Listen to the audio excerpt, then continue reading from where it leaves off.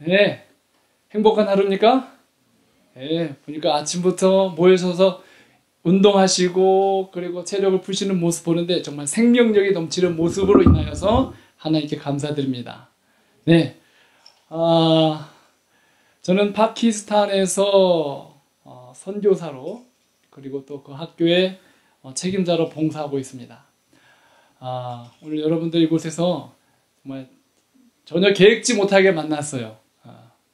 그리고 또 여러분들이 이곳에서 또 쉬시면서 또 몸 회복할 때 특별히 이 날은요 축복의 날입니다. 회복의 날입니다. 그 말씀에 있는 충분한 하나님의 약속과 회복의 능력이 여러분 안에 함께하길 간절히 바랍니다. 자, 여러분 호박볼 보셨죠? 우리 어린이도 호박볼 봤어요? 봤어? 이 호박볼이 날 수 있어? 없어? 있어? 근데 과학자들이, 기하학자들이 딱 이 몸의 구조를 보고 또 저 날개로 이 호박볼의 큰 무게를 들어 올릴 수 없다라고 과학자들이 정의를 내렸어요. 그래서 호박볼은 절대로 날 수 없다. 근데 호박볼이 날아요? 못 날아요? 나른다며. 호박볼이 날라 못 날라? 과학자들은 못 나른다고 그랬는데 실제로 보니까 호박볼이 날라요? 못 날라요? 날라요. 자, 그럼 과학자들이 얘기한 말과 호박볼이 날아가는 실제 모습하고는 너무 차이가 있죠, 그렇죠? 궁금한 거야. 그럼 호박볼이 어떻게 날 수 있을까?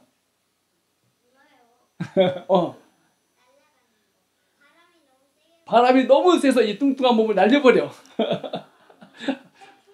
태풍이나. 맞아.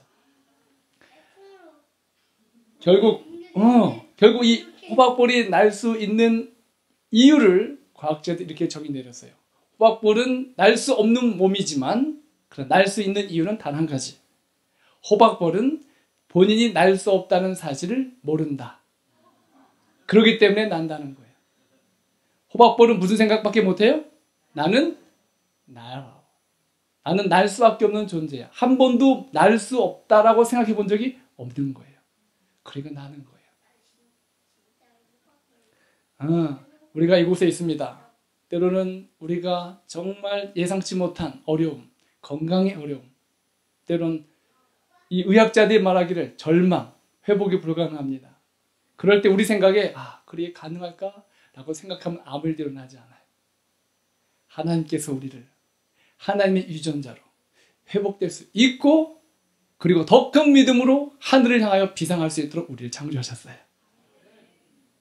그것을 기억하는 날이 바로 창조의 기념일, 우리가 함께 모이는 이 예배의 날인 것입니다. 이 안식일에 그 치료하신 하나님의 능력이 호박벌을 날게 하신 그 믿음이 우리 안에 있게 되기를 간절히 바랍니다. 여기 요한복음 14장 12절에 있는 말씀, 우리 어린이들도 다 같이 큰 소리로 읽어보겠습니다. 시작!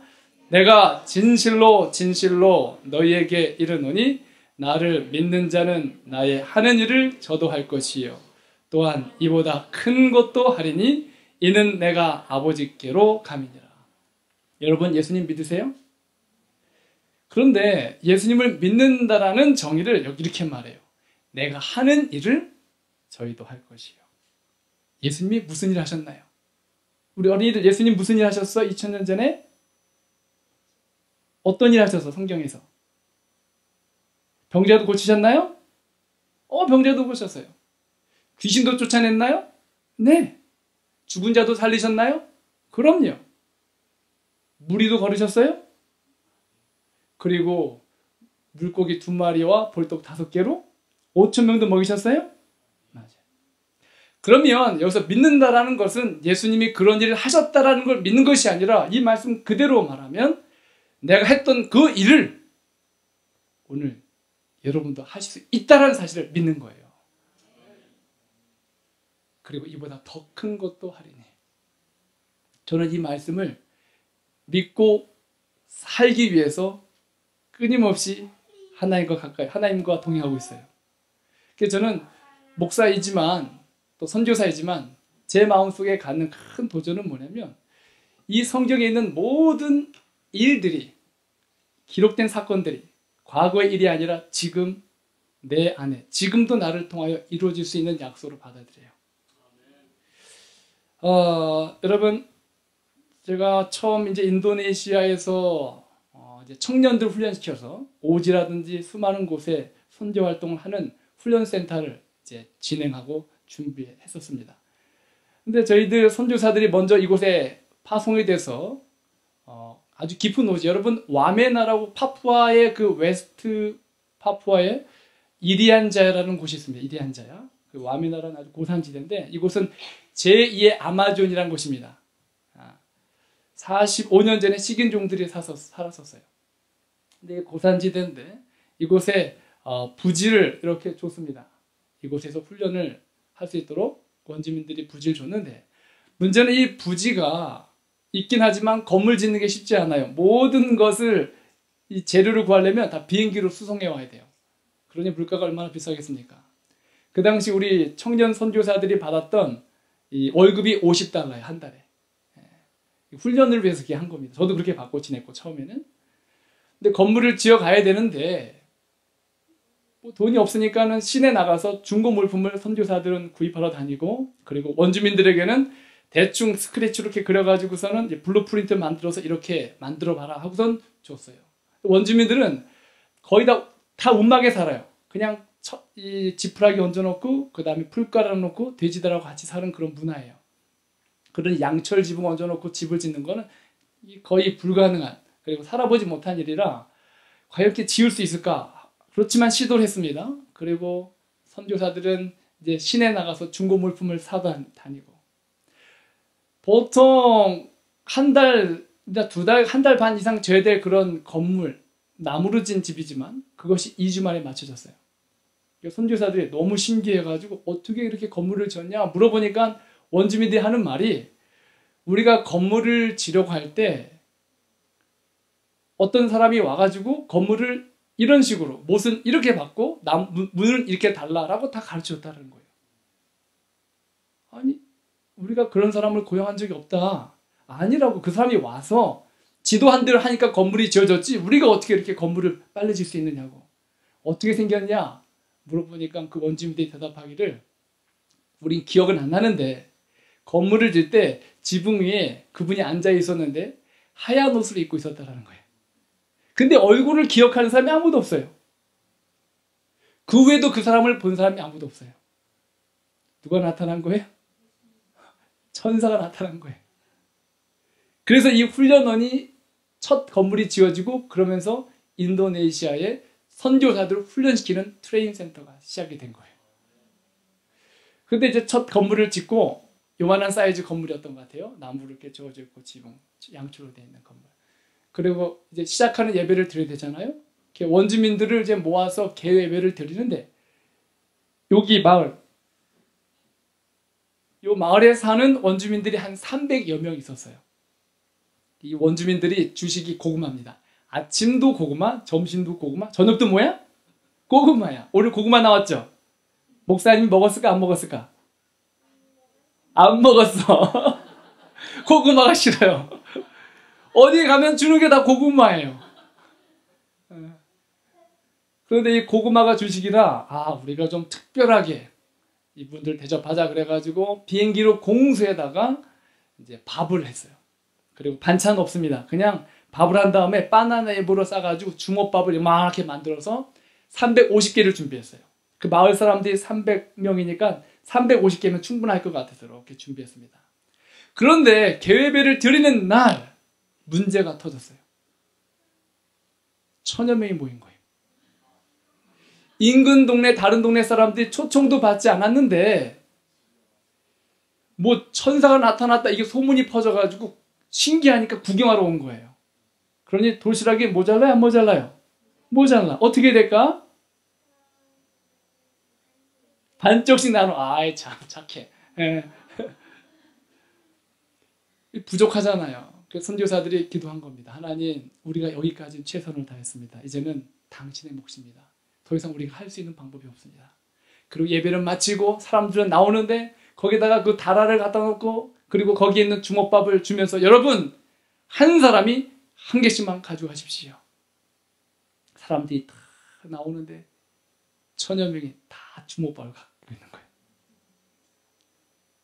모든 사람이 한 개씩 그 주먹밥을 갖고 모자람이 없었어요. 여러분, 오병이의 기적이 벌어진 거예요. 지금 인도네시아는 이곳에 우리 삼육 초중고등학교가 세워졌고요. 그리고 중앙인도네시아에 또 아주 굉장히 큰 훈련센터가 세워졌고, 그리고 서인도네시아에도 훈련센터가 세워졌어요. 그래서 모슬렘 국가이긴 하지만 최다 모슬렘 인구가 있는 곳이지만 그곳에 매년마다 거의 100여 명 이상의 젊은이들이 선교사 훈련을 받아서 각 곳으로 흩어져서 복음을 나누고 있어요. 하나님 살아계십니까? 하나님 살아계세요. 여러분, 하나님은 분명히 살아계세요. 여러분 곁에 계십니다. 제가 좋아하는 말이 이 말입니다. 가라사대. 가라사대. 우리 어린이들 가라사대 게임 알아요? 알아요. 어떻게 하는 거예요?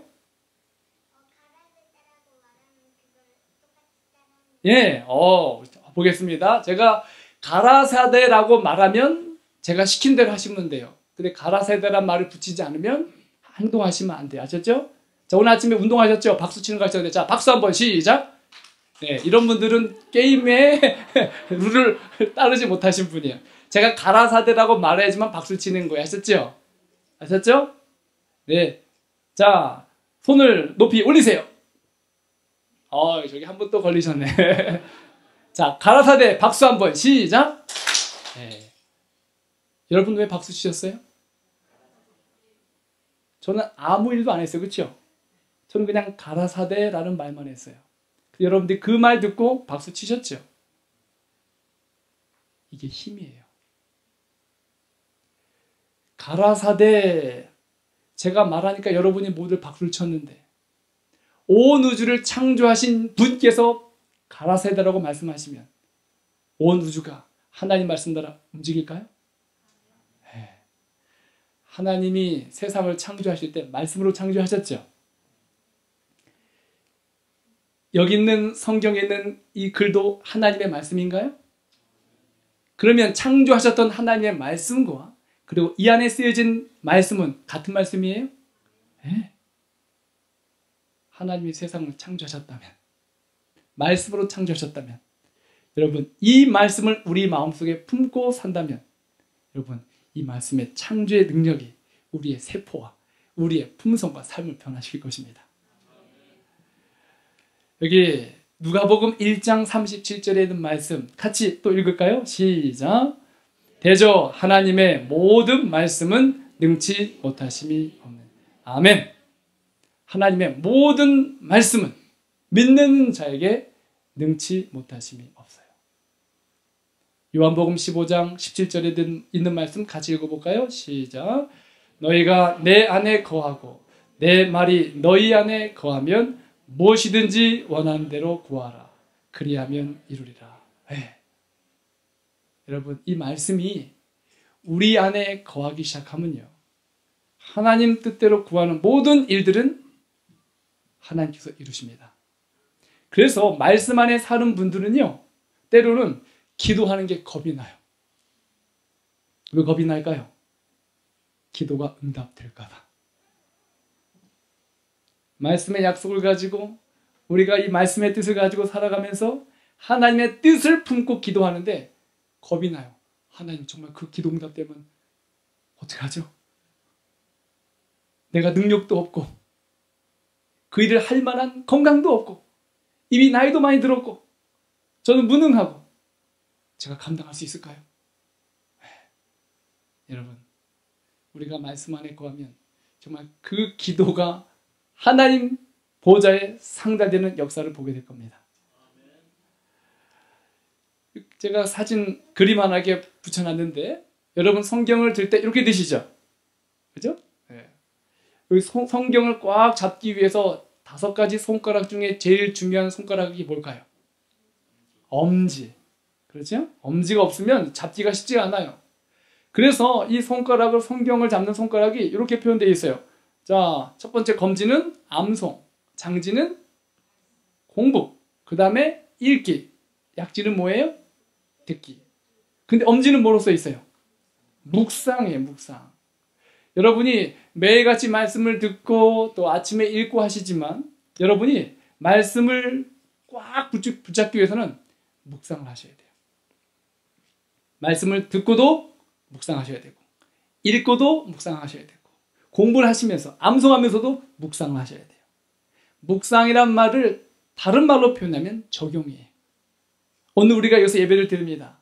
예배를 듣고 참 오늘 은혜로 왔어 하고 끝나시면 아무 힘이 없어요.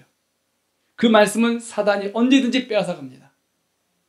그렇기 때문에 여러분이 말씀을 듣고 읽고 암송하고 연구하면서 항상 적용할 거를 최소한 한 가지는 생각하고 하루를 사셔야 돼요. 아침에 보시면서 하나님, 여기서 저에게 주시고자 하는 하나님의 뜻이 무엇입니까? 그렇게 속상하게 하던 남편에게 전화 한번 걸어봐. 사랑해라고 말해봐. 알겠습니다, 하나님. 실천해 보겠습니다. 이렇게 하시는 거예요. 그렇게 우리가 말씀을 적용하고 묵상하기 위해서 살아가고자 할 때에 말씀의 열매가 맺을 수 있도록 성령님이 우리 마음속에 움직이시는 거예요. 그리고 그 말씀에 여러분이 순종하기 시작하면 그때 우리 안에 이른비 되시는 성령님이 역사하세요. 차곡차곡. 그러면서 그 말씀에 싹이 나는 거예요. 이게 반복적으로 이루어진다면 하루에 한 가지씩만 적용하고 산다. 그러면 1년이면 몇 가지 적용할 수 있어요? 365가지. 여러분 매일같이 이렇게 순종하는 삶을 위해서 살아간다면 여러분 성령님이 우리 안에 충만히 역사하지 않을까요? 그게 치료예요. 그게 회복이에요. 그게 하나님의 역사예요. 가장 큰 기적은 우리 삶의 변화예요. 말씀이 순종하고자 할 때에 우리 안에 이렇게 역사하는 것입니다. 여러분 제가 참 좋아하는 말씀이 바로 로마서 1장 16절과 17절에 있는 말씀이에요. 우리 말씀 같이 읽어보겠습니다. 시작. 내가 복음을 부끄러워하지 아니하노니 이 복음은 모든 믿는 자에게 구원을 주시는 하나님의 능력이 됨이라. 먼저는 유대인에게요 그리고 헬라인에게로다. 복음에는 하나님의 의가 나타나서 믿음에 이르게 하나니 기록된 바 오직 의는 믿음으로 말미암아 살리라 함과 같으니라. 자, 사도 바울이 말하기를 내가 복음을 부끄러워하지 않는데요. 여러분 복음이 뭐죠? 어린이들 복음이 뭐예요? 기쁜 소식. 맞습니다. 또요. 기쁜 소식, 좋은 소식, 그렇죠? 여러 가지. 그런데 이 말을 한 사도 바울이 그 기쁜 소식이 되는 이유를 여기 이렇게 정의합니다. 로마서 1장 2절과 3절에 이 복음은 하나님이 선지자들을 통하여 그의 아들에 관하여 성경에 미리 약속하신 것이라. 그의 아들에 관하여 말하면 육신으로는 다윗의 혈통에서 나셨고. 그러니까 복음이 뭐예요? 예수님이에요. 예수님. 그것도 어떤 예수님이에요? 인간으로 오셔서 우리와 똑같이 연약함을 체휼하신 분.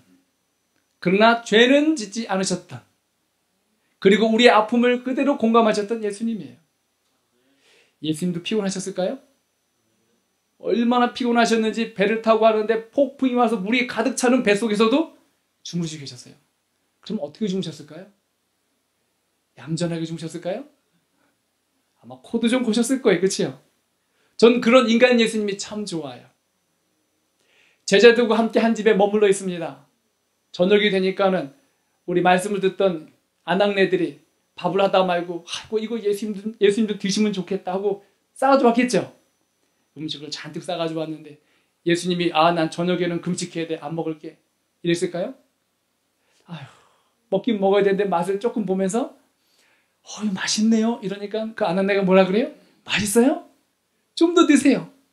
그러니 밤에 주무실 때 속도 좀 불편하시겠죠? 함께 머물렀던 집에 화장실은 몇 개나 있었을까요? 1개.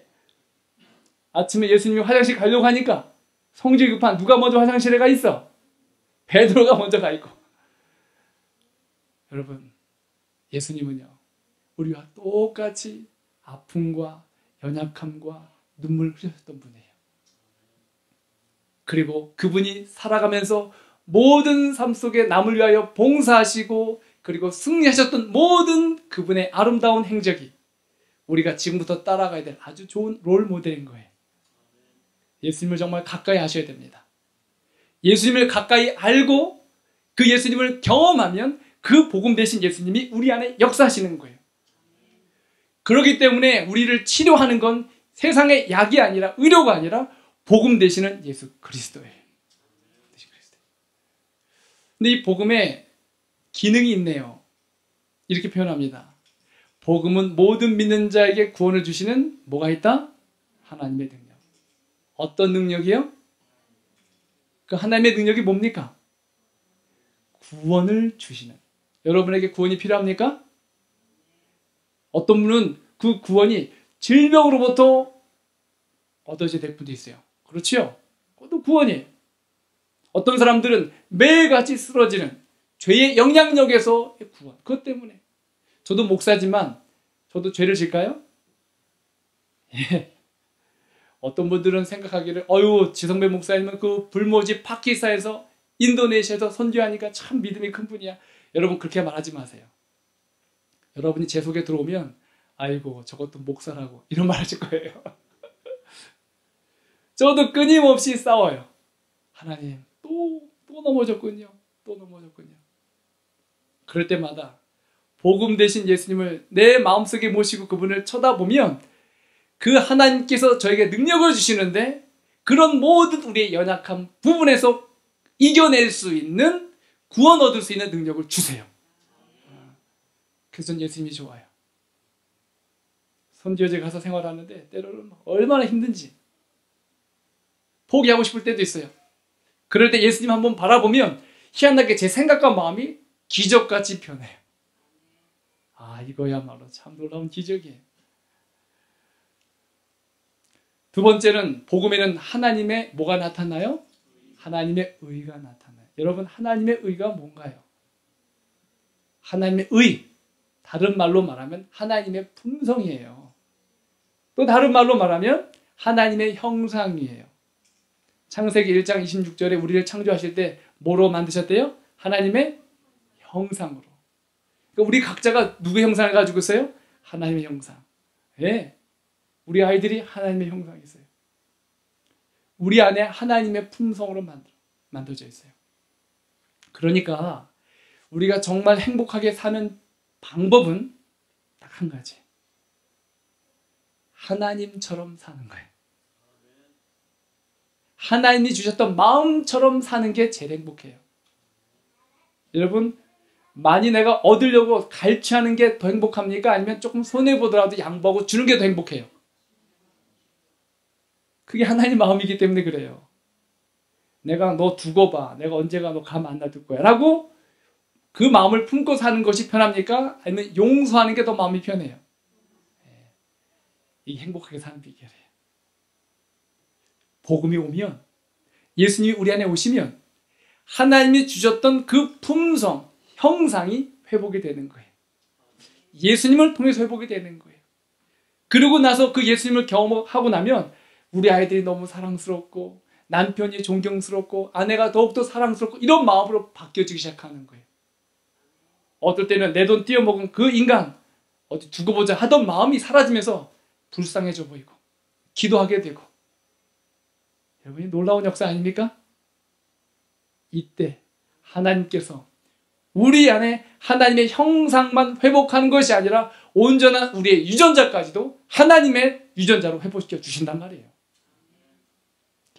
우리는 이렇게 하나님의 형상대로 만들어져 있기 때문에 하나님의 형상과 하나님의 말씀이 만나면 스파크가 일어나요. 놀라운 역사가 일어나는 거예요.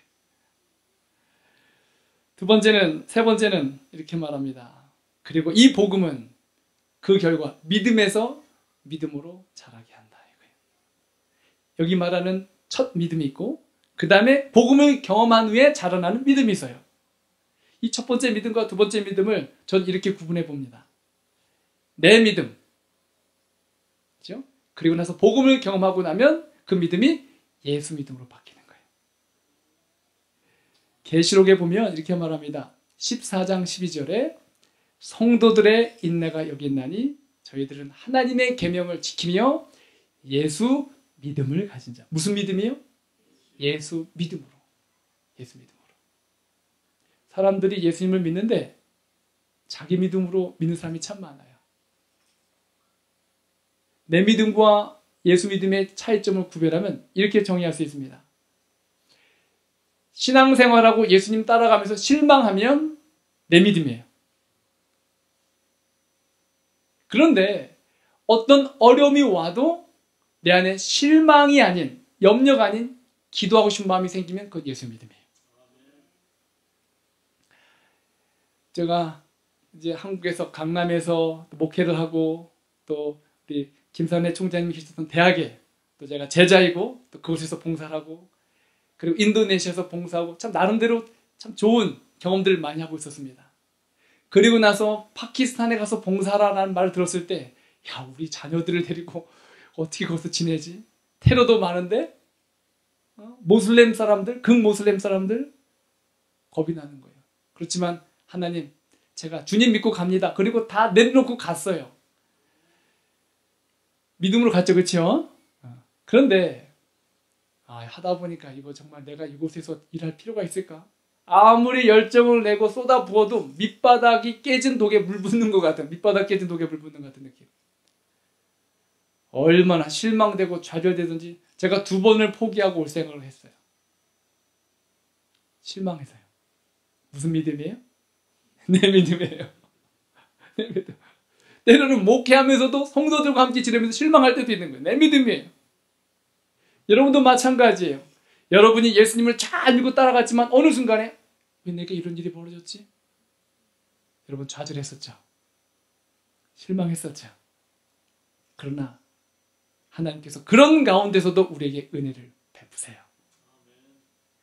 여러분 이스라엘 백성들이 애굽에서 나와서 홍해 앞에 딱 섰을 때, 그렇죠? 홍해 앞에 섰을 때 그들이 열 재앙을 하나님의 은혜로 다 이겨내고 모세를 따라 나왔어요. 그런데 앞에는 홍해가 막혀 있고 좌우에는 높이 솟은 절벽들, 뒤는 애국 군대들이 쫓아오고 있는 거예요. 그들이 분명히 하나님의 구원을 경험했죠. 근데도 불구하고 뒤에 쫓아오는 애국 군대를 보면서 얼마나 두려웠는지. 두려우면 두려운 것에서 끝나면 되는데 갑자기 모세를 보면서 뭐라 그래요? 너 때문이야! 이러는 거예요. 당신 때문이야.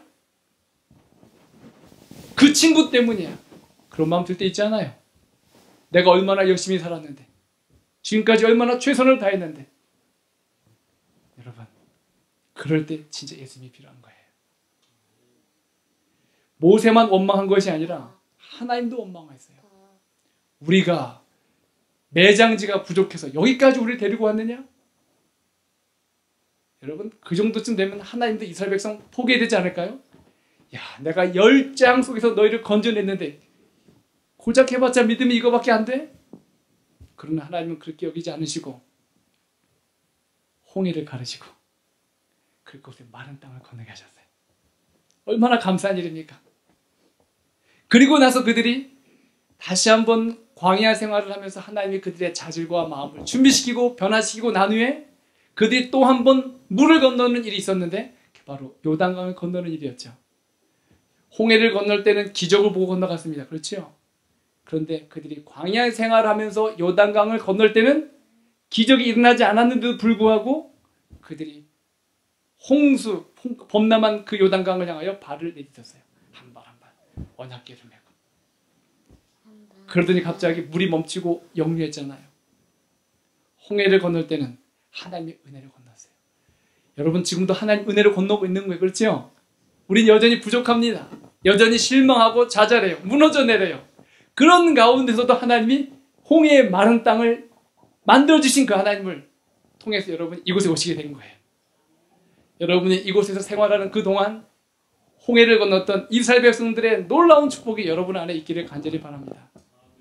이곳에서 지내면서 몸이 회복이 되고 건강이 회복되시고 그리고 여러분의 마음이 회복되면서 이제는 홍해를 건너는 믿음을 넘어서 아무런 삶의 기적이 보이지 않아도 믿음으로 하나님의 언약궤 말씀을 메고 요단강을 들어갈 수 있는 예수 믿음을 갖게 되는 경험이 예수를 통해서 이루어지게 될 거예요.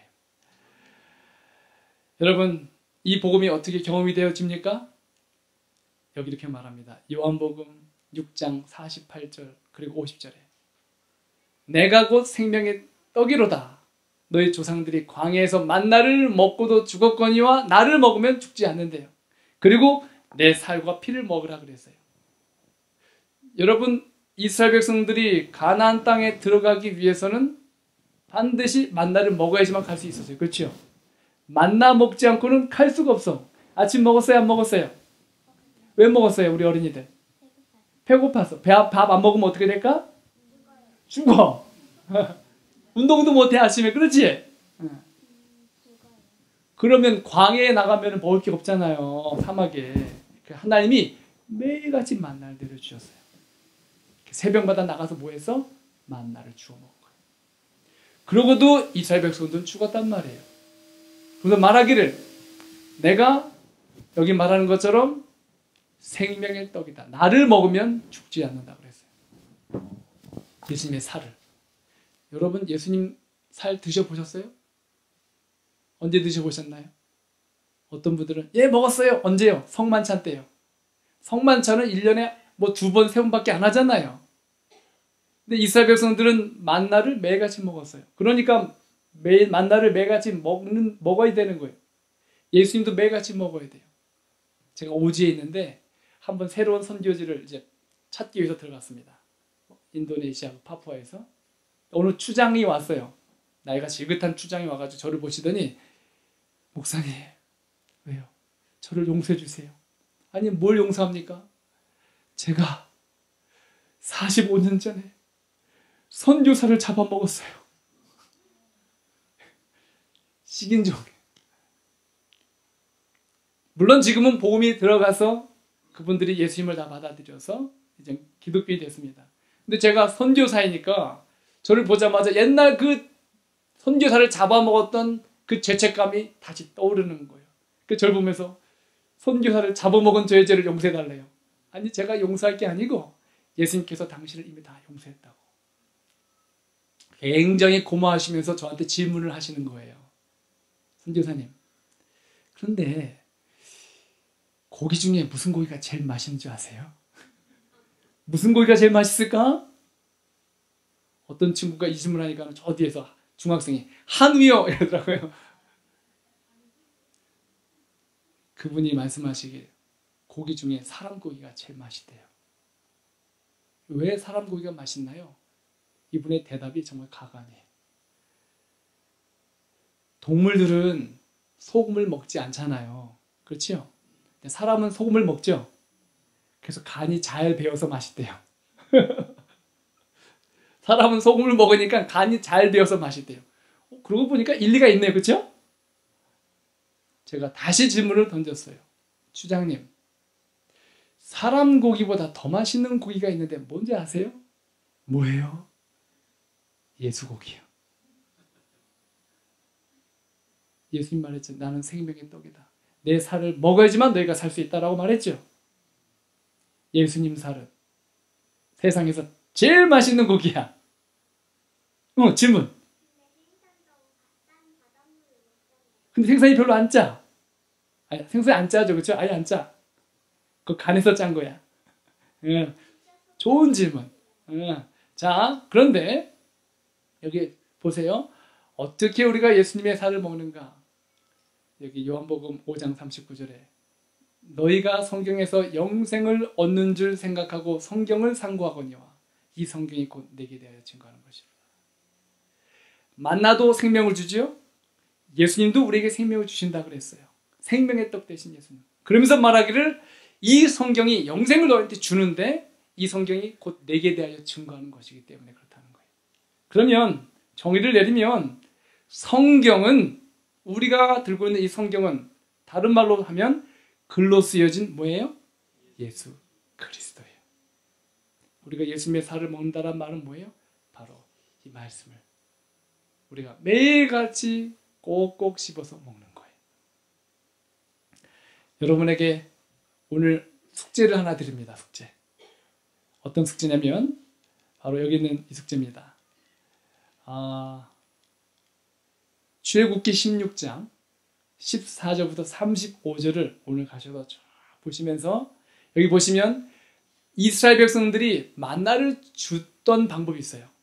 어떻게 주었고 어떻게 먹었고 그리고 어떻게 활용했고 이 내용이 나옵니다. 이걸 한번 찾아보시면 거의 10가지 넘게 찾을 수 있어요. 이걸 가지고 그러면 이스라엘 백성들이 만나를 주어 먹었던 것처럼 우리도 글로 쓰여진 예수 그리스도를 우리도 주어서 먹어야 되는데 그러면 어떻게 이 말씀 되시는 만나를 우리가 잘 주어 먹을 수 있을지 한번 적용해 보는 거예요. 그러니까 어떤 분들이 이런 얘기합니다. 목사님 성경이 너무 어려워요. 여러분 성경은 정말 쉬운 책이에요. 어린 아이들에게 어린아이 같은 믿음이 있어야지 하늘에 간다고 그랬죠. 성경이 어려운 이유는 뭐냐면 우리가 어렵다고 생각하기 때문에 어려운 거예요. 그리고 그 문장 하나하나를 우리가 다 이해하려고 하니까 어려워요. 그 일은 목사님과 또 여러 책들이 도울 겁니다. 그러나 새벽에 여러분이 말씀을 펴놓고 이렇게 읽다 보시면 그 말씀의 구체적인 내용은 뭐라도 그 말씀 속에 있는 그 어떤 내 믿음의 수준에 맞는 영감을 하나님께서 주세요. 하나님 마음을 알려주세요. 이런 것들을 하나하나씩 묵상하고 찾아가고 그리고 하루 종일 생각하시다 보면은 그 말씀이 우리 안에 살아있는 것들 역사하게 돼요. 여러분 이스라엘 백성들이 만나를 줍는 게 쉬웠을까요? 어려웠을까요? 쉬웠을까요? 아주 쉬웠을까요? 아주 쉬웠어요. 나가서 그냥 하나하나씩 조심히 담았어요. 똑같이 여러분이 정말 어린아이와 같이 순수한 마음으로 말씀을 펴놓고 오늘 주님 제가 오늘 살아가면서 어떻게 주님과 동행해야 될지를 순종할 수 있는 말씀을 주십시오 라고 보시면 여러분이 믿음이 크건 작건 만나를 많이 거둬도 남음이 없었고 적게 거둬도 부족함이 없었던 것처럼 여러분이 하루하루 살아가면서 여러분의 영적 에너지와 삶의 생명력을 넘치는 그 힘을 주는 말씀의 능력은 남음도 없고 부족함도 없을 것입니다. 우리가 이와 같은 이스라엘 백성들이 만나를 줬던 경험과 똑같이 이 땅에 하나님이 말씀을 주신 생명의 예수 그리스도의 말씀을 우리가 주어가면서 그들이 갔던 그 광야의 여정을 통하여 가나안에 간 것처럼 우리 다 함께 하늘 가나안을 향하여 발길을 옮기면 좋겠습니다. 생명의 능력 되시는 복음의 능력 되시는 그리고 생명의 떡 되시는 예수님 그 예수님이 오늘도 우리 마음 각자 속에 함께 하시고 축복되는 회복의 안식일이 되길 바라면서 말씀을 마치겠습니다. 살아계신 아버지 하나님 우리에게 하늘의 능력 복음의 은혜를 예수 그리스도를 통하여 알게 하시니 감사합니다. 주께서 계시는 곳곳마다 포로된 자를 자유케 하시고 눌린 자들을 회방하게 하시고 그리고 병든 자를 치유하셨던 것처럼 주님께서 이루셨던 수많은 역사와 이적들이 오늘 말씀을 바라보고 그리고 복음의 능력을 경험하고자 하는 모든 분들의 삶 속에 그리고 건강에 역사하여 주시옵소서.